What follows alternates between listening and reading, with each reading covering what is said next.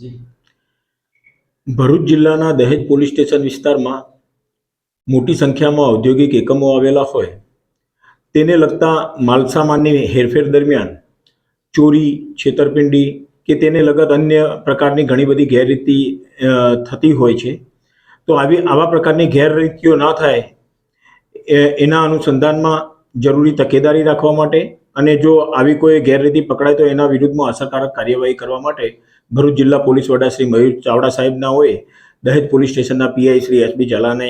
સૂચનાઓ કરેલી. જે અંતર્ગત દહેજ પોલીસ સ્ટેશનના પીઆઈ શ્રી એસબી ઝાલા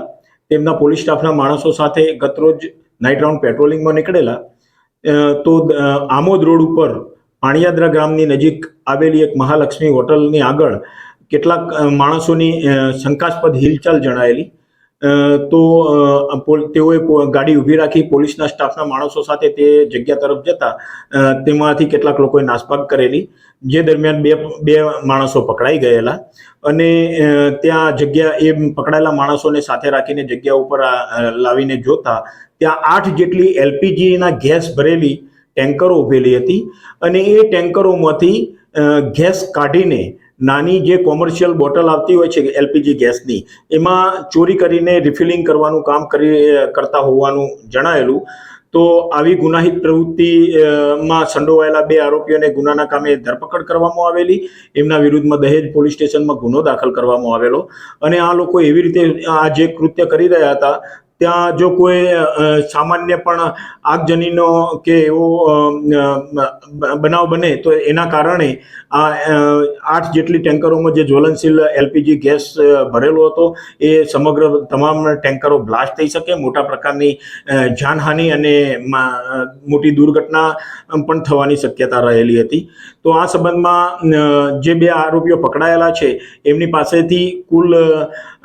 આ જે એલપીજીની ગેસની 8 ટેન્કરો હતી એમાંથી રિફિલ કરીને 37 જેટલી ગેસ કોમર્શિયલ ગેસની નાની બોટલોમાં ગેસ ભરીને ચોરી કરીને ભરવામાં આવેલો હતો. એ 37 બોટલો તથા આ ગેસ ટેન્કરમાંથી ગેસ બોટલોમાં ટ્રાન્સફર કરવા માટેના જે રબરની પાઇપ કે જે અન્ય સાધનો હતા એ તમામ સાધનો આરોપીઓ પાસેથી કબજે કરવામાં આવેલા છે અને આ આરોપીઓ આ ગેસની બોટલો હેરફેર કરવા માટે એક પિકઅપ બોલેરો ગાડી લઈને પણ આવેલા હતા. એ પણ ગુનાના કામે કબજે કરવામાં આવેલા છે. આમાં આ મહાલક્ષ્મી હોટલનો જે માલિક છે ધનારામ લુહાર એ પણ આ ગુનામાં સંડોવાયેલો જણાઈ આવતા તેની પણ ધરપકડ કરવામાં આવેલી છે અને આ પકડાયેલા 2 આરોપીઓને ગુનાના કામે અટક કરી નામદાર કોર્ટમાં રજૂ કરી એમના રિમાન્ડ પણ મેળવવામાં આવેલા છે અને આ ગુનાહિત એમની જે પ્રવૃત્તિ હતી એમાં જે બીજા અન્ય કોઈ આરોપીઓ સંડોવાયેલા છે કે કેમ તે દિશામાં પણ આગળ વધુ તપાસ હાથ ધરવામાં આવેલી છે.